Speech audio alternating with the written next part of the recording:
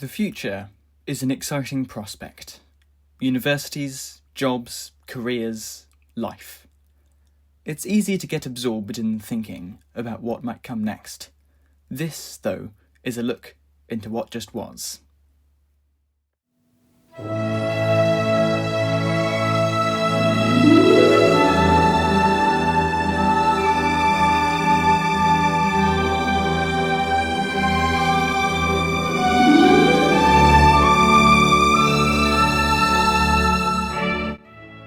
After 5 years, or for some, up to 8, we have reached the end of a chapter.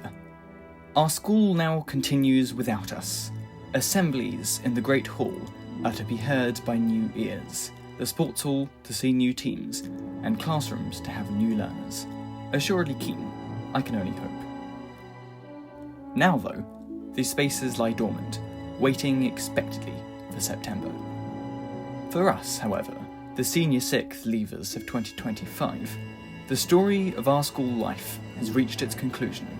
From now, CLS will, to us, become a museum of memories.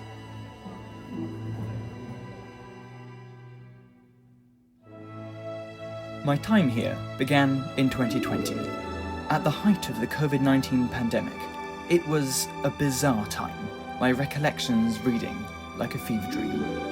Masks, social distancing, and all that hand sanitizer.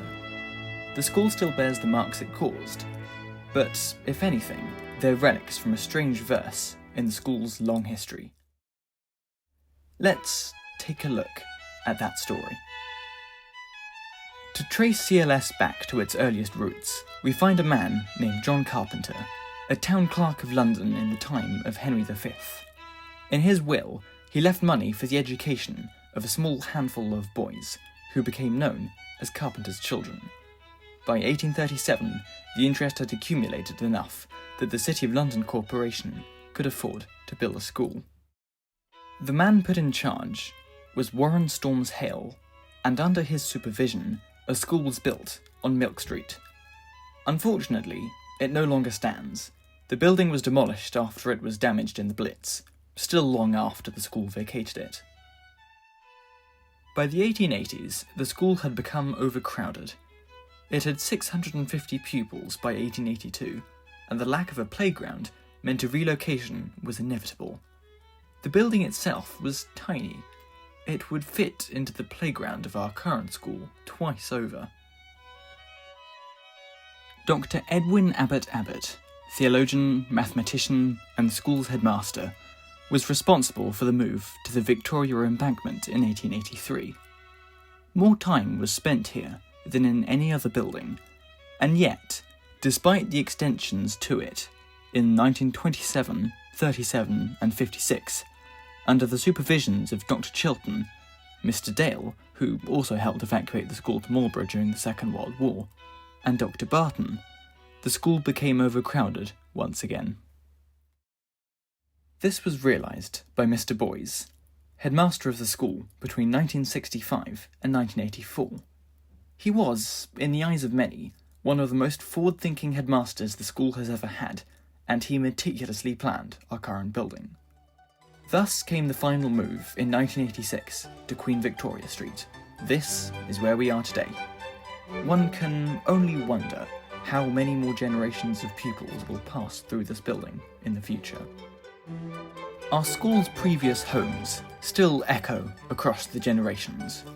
Whilst only Hale's chair and the statue of John Carpenter remain from the Milk Street building, our school still houses many more relics from the embankment than one may realise. There are, of course, the obvious ones: the stone tablets on the second floor, the paintings of previous headmasters, and the grand display pieces across the school. However, even the chairs we sit on, and the desks at which our exams take place, once lived on the embankment. Much of our science equipment, too, dates from then. These are what I find the most fascinating. Even more so than the grand stone tablets of achievements past, I find the humble relics thought-provoking, their histories waiting to reveal themselves.